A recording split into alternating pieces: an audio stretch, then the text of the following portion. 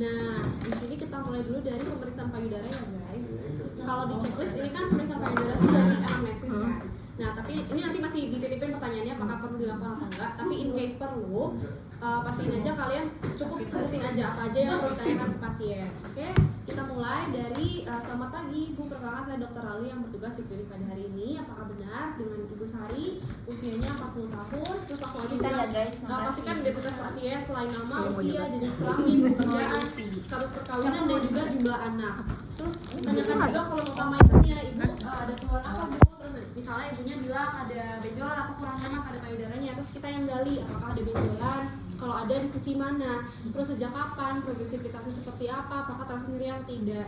Terus tanyakan juga apakah ada keluar cairan dari putingnya, kalau misalnya ada warnanya seperti apa Bu, terus apakah keluarnya itu secara spontan atau kalau ada rangsangannya, terus apakah ibu menyusui atau enggak, itu perlu ditanyakan juga. Terus habis itu tanyakan juga faktor risiko dari pasiennya, Ibu ada keluarga yang punya riwayat kanker payudara nggak Bu, atau Ibu pernah pakai pil KB atau KB implan yang bersifat hormonal. Terus habis itu apakah keluarga Ibu ada yang merokok atau mungkin ibunya sendiri pernah merokok. Terus apakah ada benjolan lain di ketiak, dan tanyakan juga apakah ada tanda-tanda metastasis di organ terdekat kayak di paru-paru dan mediastinum. Jadi tanyanya apakah ibu ada keluhan tambahan seperti sesak napas, dada terasa berat, atau batuk yang nggak sembuh-sembuh. Nah, selanjutnya ditanyakan juga RPD-nya, ibu pernah riwayat operasi payudara atau tidak sebelumnya, apakah pernah terapi radiasi kayak kemoterapi, kemoradiasi. Lalu kalau udah anamnesis kita lanjutkan dengan informed consent. Baik Ibu, di sini saya akan melanjutkan dengan pemeriksaan payudara, di mana pemeriksaan ini nanti prosedurnya itu meliputi saya akan lihat, lalu saya akan lakukan perabaan dan penekanan pada payudara Ibu. Dan Ibu nanti diperlukan untuk membuka pakaian atasnya. Pemeriksaan ini terasa tidak nyaman, tapi kita sampaikan juga tujuannya yaitu untuk menegakkan diagnosis. Dan kalau untuk dokter yang laki-laki, sebenarnya perempuan laki-laki kalau mau aman sebutin aja, nanti akan temani oleh perawat perempuan dan keluarga Ibu boleh menemani juga. Nah, kalau udah informed consent dan ibunya setuju, baru kita siapkan ruang dengan privasi yang cukup, tutup pintu, tutup tirai.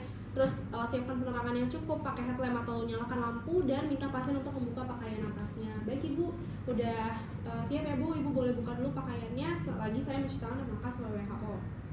Nah, terus selanjutnya ini kan ada pemeriksaan status generalis. Buat yang ini juga di-mention aja, jadi periksa tinggi badan, berat badan, tanda vital, dan juga periksa lengkap dari kepala hingga ekstremitas bawah pasien. Lalu kita lanjut ke status lokalis, yaitu inspeksi regio mamanya dulu. Nah, dokter dan pasien itu duduk dan berhadapan, jadi sama-sama duduk. Terus pertama minta pasien untuk duduk dengan kedua lengan di samping. Jadi ibu boleh tangannya seperti ini ya Bu. Terus habis itu kalau ibunya udah kayak gini, dokternya di hadapan pasien, langsung inspeksi terlebih dahulu. Yang diinspeksi di sini adalah tekstur kulitnya, apakah ada penebalan, terus apakah ada perubahan warna kulit, apakah ada retraksi kulit, apakah ada dimpling. Dimpling tuh kayak cekungan ke dalam, pokoknya dimple tapi versi di payudara. Terus apakah ada retraksi putingnya misalnya masuk seperti ini, atau secara keseluruhan apakah kontur payudaranya itu simetris atau tidak. Tapi perlu diingat kalau tidak simetris itu bukan selalu keganasan, karena memang banyak juga yang normalnya itu tidak simetris. Terus apakah ada ulcerasi atau tidak.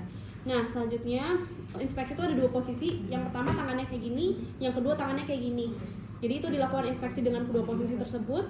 Terus yang selanjutnya adalah kita lakukan palpasi.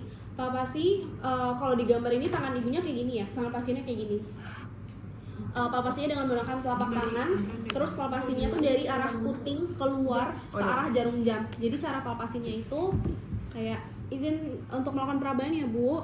Kalau udah kita lakukan perabaan kayak gini, dari arah puting keluar sampai keraba adanya benjolan atau gangguan patologis lainnya.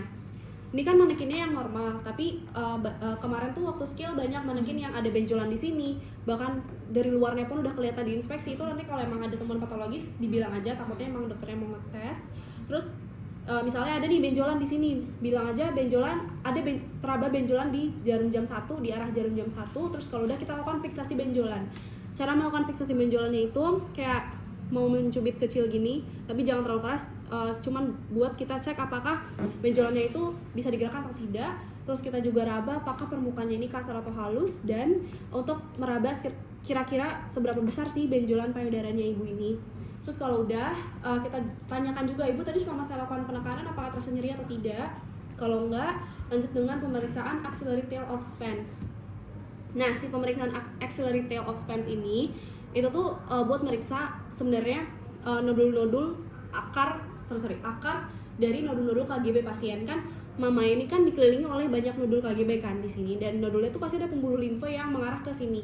Nah, jadi tuh kita periksain dari akarnya, dari arah puting kita periksa, telusuri si pembuluh limfenya sampai ke raba nodul-nodul yang di sekitaran sininya. Dan itu tuh diperiksa dari sini, pokoknya di sekeliling payudara. Dan kenapa yang ditilik ini gambarnya kan ada di ketiak ya? Karena yang di daerah sini itu tuh banyak banget nodulnya dibandingkan sama yang di atas bawah ini. Iya. Bukannya di sini.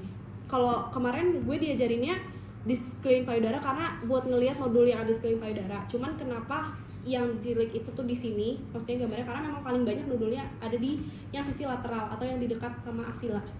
Kayak gitu. Terserah mau dilakuin sekeliling payudara atau cuma di situ juga nggak apa-apa. Terus kalau udah kita mau palpasi puting untuk melihat apakah ada sekret yang keluar atau enggak. Palpasinya boleh dua cara, boleh dengan cara yang kayak agak tebel gini ngambil cubitannya. Kalau dengan agak tebel gini berarti kita mau ngerangsang si kelenjar ASI yang ada kelenjar yang pokoknya yang kelenjar susu, benar, kelenjar susu yang di payudara ibunya. Tapi kalau emang nggak mau ngerangsang, kita bisa kayak gini aja. Jadi sebenarnya bisa ngelihat dua cara kan, kita mau ngeliat kan apakah spontan atau perlu dirangsang.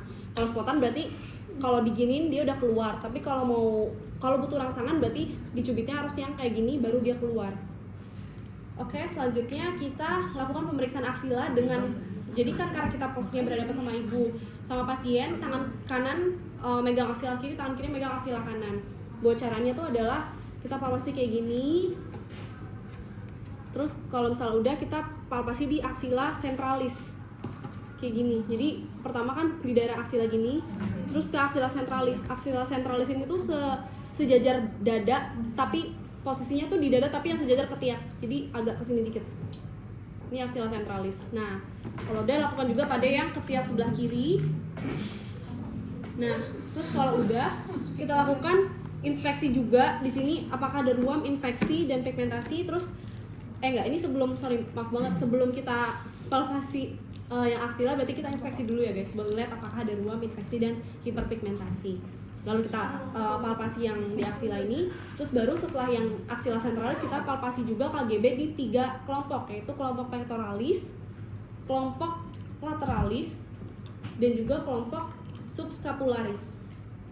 Jadi kayak pertama di sini, kedua di sini, ketiga di sini. Nah, kalau misalnya udah, lakukan di payudara satunya lagi. Kalau udah, tinggal ya step terakhir adalah kita edukasi ibunya. Ibu bisa lakukan pemeriksaan payudara sendiri atau sadari di rumah dengan cara ibu berdiri di depan cermin, terus ibu kayak berdiri sambil tangannya diangkat kayak gini. Terus nanti ibu bisa lihat apakah ada kelainan-kelainan seperti yang udah disebutin pas inspeksi tadi. Terus setelah tangannya kayak gini, ibu kayak tangannya kayak gini, terus apakah ada kelainan juga. Terus step ketiga adalah ibu lakukan pemeriksaan dengan cara meraba dari arah lateral kayak gini, raba ke bawah, geser dikit ke atas lagi, geser dikit ke bawah, jadi kayak zigzag tapi bukan nyilang kayak gini sampai ke seluruh payudara, dan itu dilakukan di payudara kiri dan kanan juga. Terus step keempat adalah lakukan perabaan sirkuler dari luar ke dalam. Keluar atau dari luar ke dalam? Kalau yang kita lakukan sebagai dokter itu dari dalam keluar, tapi kalau yang buat edukasi sadari, kalau dari ini instruktur yang ada di tilik sih dari luar ke dalam. Nah, kalau udah step selanjutnya adalah memeriksa sekret, ada keluar sekret atau enggak dengan cara ibu, misalnya tangan ibunya ya, ibu boleh cubit seperti ini, apakah ada keluar sekret atau enggak. Terus ibu boleh tiduran lalu lakukan pemeriksaan secara sirkuler tadi dari luar ke dalam. Tujuannya adalah karena untuk melihat apakah, kan kalau tiduran kan lemak-lemak di payudara kan kedorong gravitasi ke bawah kan, jadi kayak lebih gampang mungkin kalau ada benjolan. Kalau udah, kita resume pemeriksaannya dengan cara kita sebutin lagi apa aja yang kita temukan dari pemeriksaan payudaranya. Kalau ada temuan patologis disebutin ulang, dan jangan lupa di akhir bilang akan dicatat di rekam medis dan sebutin apa aja yang ada di rekam medis. Oke. Boleh dilanjutkan sama pap smear dulu. Lanjut kita pap smear. Lanjut aja. Pertama-tama kita informasi terlebih dahulu, kita jelasin maksud dan juga tujuan kita dan juga caranya. Nah, kita jelasin kalau misalnya kita bakal masukin ini, alat ini namanya itu adalah sitobras dan juga spatula airnya ke dalam vagina ibu. Mungkin terasa sedikit kurang nyaman, namun hal ini penting untuk menjaga diagnosis dari penyakit ibu. Apakah bersedia? Bersedia ya ibu, baik. Selanjutnya di sini kita persiapkan alat-alatnya. Ini ada headlamp, terus ada cairan disinfektan, ada kapas, juga di sini ada tampon tang, juga ada spekulum ini tadi udah disebutin. Ya, ini tadi optic glass. Tampon tang. Dan juga selanjutnya adalah persiapkan diri dan cuci tangan 6 langkah menurut WHO dan juga pakai hand spray dan hand to hand dan juga glove to glove. Selanjutnya itu kita Tampon tang. pastikan pencahayaannya itu bagus dan kita pakai ini headlamp terlebih dahulu. Ini udah nih istilahnya pakai, juga kita nyalain dan kita posisikan pasien itu udah buka pakaian dalamnya dan juga posisi tiduran litotomi. Selanjutnya kita lanjut. Oh ya, posisi kita juga itu di depannya pasien gini kan, depan-depannya sejajar juga pandangan kita pas di pasien. Juga habis itu kita pertama-tama kita bersihkan terlebih dahulu genitalia eksternanya. Nah, ini cuma pakai kapas aja. Nah, ini tuh dari bagian sini dari atas ke bawah, dan juga ini juga dari atas ke bawah, ini juga atas ke bawah. Nah, ini tuh kapasnya tuh harusnya diganti tiap kali swab ya kan. Buang terus kayak ganti lagi, buang gitu kan. Tampon tang. Pakai Enggak, tampon. sih kan nggak usah pakai itu. Kalau di luar tampon tang tuh kayak tampon Buat ini. Oh iya, tampon. yang dalam doang. Tampon tang. Tampon tang. Tempen. Ini tuh ada dua gitu loh. Oh. Oh, ini bahasa Beda. Inggris. Bahasa Thailand. Ini buat di luar, ini buat di dalam. Hah, bukannya yang lebih panjang yang di dalam ya? Lebih panjang di dalam. Yang ini Nggi, yang di dalam nih. Nih. Yang ini nggak sih? Nih. Ini panjangnya Itu sama sih. dua-duanya tampon tang. Yang tampon tuh yang ini. Yang ini. Pokoknya kalau ini tuh nggak dimasukin yang ini cuma tuh, buat seinget gue sih. asepsis doang. Soalnya kata dokter Agnes kalau di luar nggak usah pakai tampon tang. Bisa langsung set. Iya, Pakai tangan. Oh, Mungkin boleh, tapi ada dokter-dokter kemarin yang ngajarinnya pakai ini juga. Jadi sesuai preferensi. beda-beda sih. Jadi nggak ada. Udah aku invite si Safa. Bersihkan Sebentar dulu. dikit lagi. Iya. Ya, baru jelasin alatnya. Nah, habis itu kita lanjut pasang spekulum. Iya, cuma bersihkan genitalia. Nah, pertama-tama kita bantu dengan jari ya, kita buka. Iya, belum Nah, inspek. terus abis itu kita putar 90 derajat. Dan kita pastikan udah kelihatan nih posturnya. Lalu kita fiksasi. Pap smear ya kan? Pap smear. Iya, pap smear. Di pantas enggak? Diabetes nggak ada Nggi. Nggak. Enggak ada. Alhamdulillah. Nih, udah kelihatan kan porsionya. Nah, abis itu baru kita pertama-tama, pertama-tama kita inspeksi dulu. Kita lihat dinding vaginanya apakah dia ada permukaannya smooth atau enggak, dan juga porsionya. Ini kan gelap ya, kita pastikan cahayanya ke sini kan. Oh iya, Nah, habis itu kita lihat juga porsionya itu permukaannya gimana, dan juga ada fluxus atau enggak. Nah, kalau misalnya ada yang menghalangi, ada sakit-sakit yang menghalangi itu kita bisa bersihkan. Oh, dibersihin dulu. Iya. Itu bukan yang IVA enggak sih? Tapi ini juga Nggak kan? ada di tilik. Oh, ini enggak ada. Nggak ada. Tapi Yang mana? Oh, yang dibersihin. Jadi tuh ada kok yang fluxus. Tapi sebenarnya Itu dibersihin IVA sama nggak sih? Gue yang merhatiin kan di kelas Nih, yang IVA tuh nomor 12, bersihkan porsio dari jaringan. Nah, kalau di pap smear tuh cuma Yang habis khusus. buka perlahan sampai porsio terlihat, terus nilai dinding, nilai porsio. Jika ada fluxus, nilai jumlah warna kekentalan bau, terus ambil spatula. Jadi tuh gini, kita tuh melihat kan apakah ada fluxus baik itu darah ataupun sekret yang ada di liang vaginanya itu. Nah, perlu dibersihin atau enggaknya itu kalau misalnya si cairan itu udah benar-benar menutupi porsio. Jadi kita butuh ngebersihin sedikit tapi nggak sampai nyentuh porsionya, cuman kayak at least tuh ngebersihin biar jalannya tuh kelihatan, biar kita tuh bisa ngeliat ke porsionya. Jadi kalaupun kalian mau bersihin sebelum pap smear tuh tetap nggak boleh nyentuh porsio, tapi cuman di apa sih namanya lubang ostium vaginanya aja.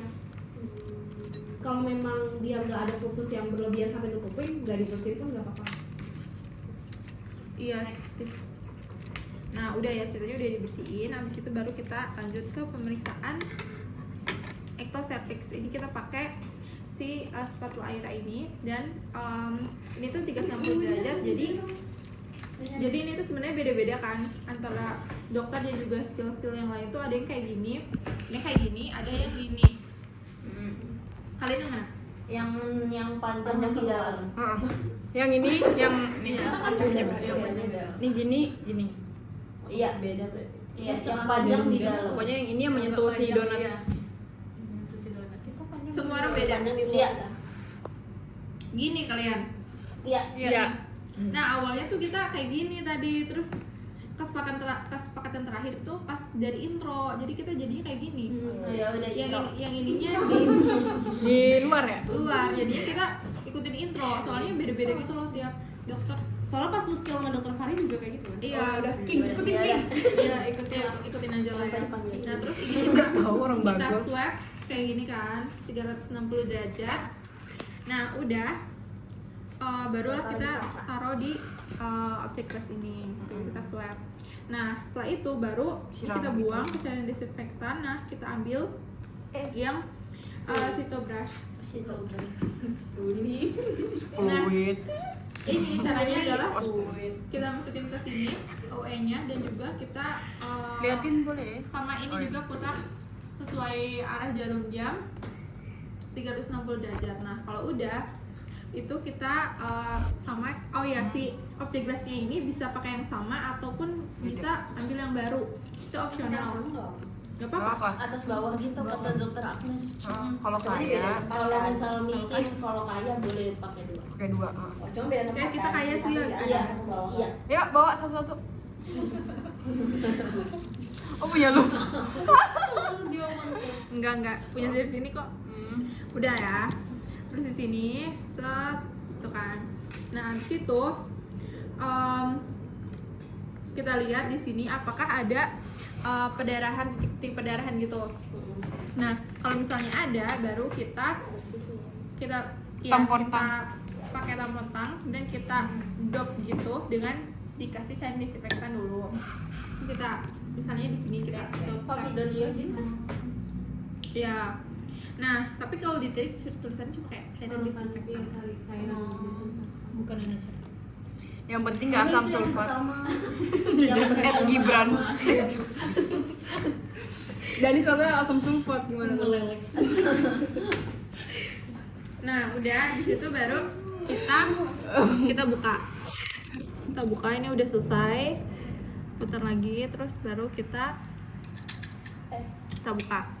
Nah si objek glassnya ini kemudian kita kasih etil alkohol 95% dikasih di objek glass dan ditunggu 15 sampai 30 Coba menit. gimana ngasih? Soalnya kita bingung kemarin kan. Kata dokter Karisma.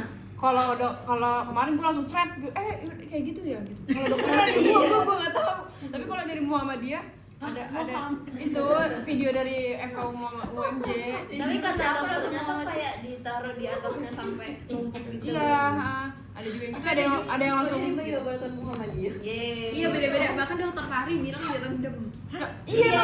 Muhammadiyah direndam. Kalau Iya. dia bilang nggak sih? Makanya NU gimana NU? NU direbus. beda-beda. Anjir. LDI gue ya. LDI dibakar. Udah, ini lama nih. Udah abis itu